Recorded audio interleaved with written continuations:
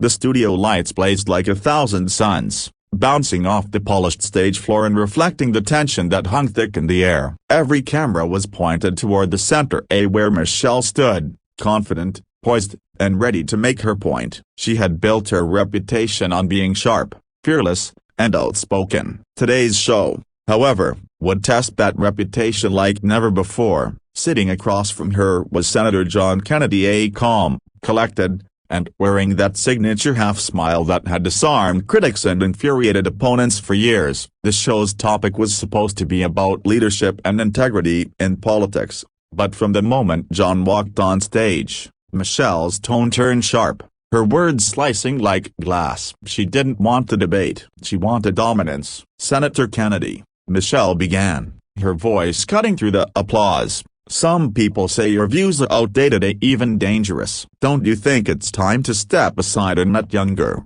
more progressive voices lead the conversation?" John leaned forward slightly, folding his hands on the table. "Well, Michelle," he said slowly, his southern drawl coating his words with honeyed calm, "I reckon that depends on whether those progressive voices are leading us forward a broken bar or off a cliff."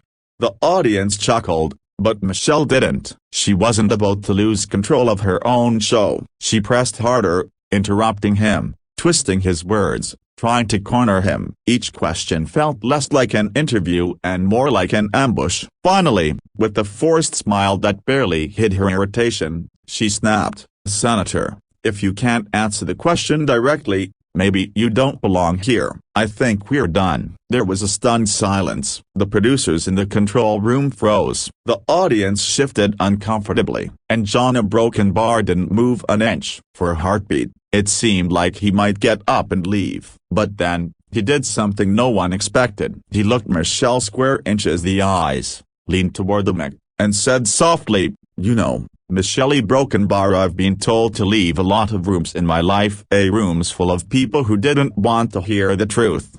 The air in the studio thickened. Every camera zoomed in. Michelle's confident smirk began to fade. He continued, voice steady and calm, but his words carried the weight of decades. "When I was a boy, my daddy taught me something. He said, son, if you ever find yourself in a room where truth makes people uncomfortable, don't you dare leave. That's when they need it the most." The audience erupted in quiet murmurs. Even the cameramen leaned in. Michelle tried to cut in, "Senator," but John wasn't finished. His voice grew stronger, echoing with conviction. "You say my views are outdated. Maybe that's because honesty, hard work, and faith aren't fashionable anymore. Maybe it's because speaking plain truth doesn't get you likes on social media. But I'll tell you this, America wasn't built on what's trendy, it was built on what's right." The audience burst into applause, loud, unrestrained, genuine. Michelle froze, her expression unreadable,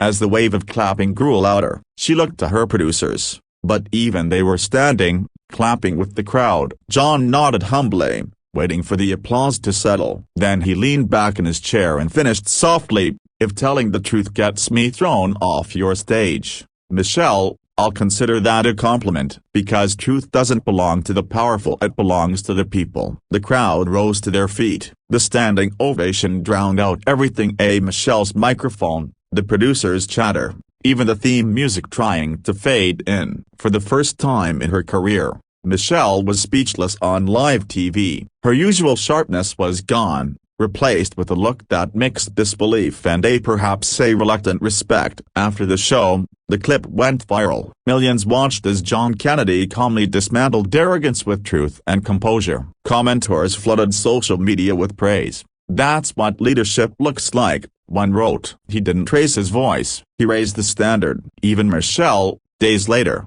made a quiet admission in a radio interview. "I thought I could control the narrative," she said, "but Senator Kennedy reminded me truth doesn't answer to control." In the weeks that followed, that single moment became more than a viral sensation. It became a symbol, a reminder that integrity doesn't need volume to be heard, that calm courage can silence chaos, that truth, spoken with heart, doesn't need permission to stand tall. And for John Kennedy, it was just another day of doing what he always did best, standing firm when the world tried to push him out. Because in his words, You can order a man to leave a stage, a broken bar, but you can't order truth to sit down.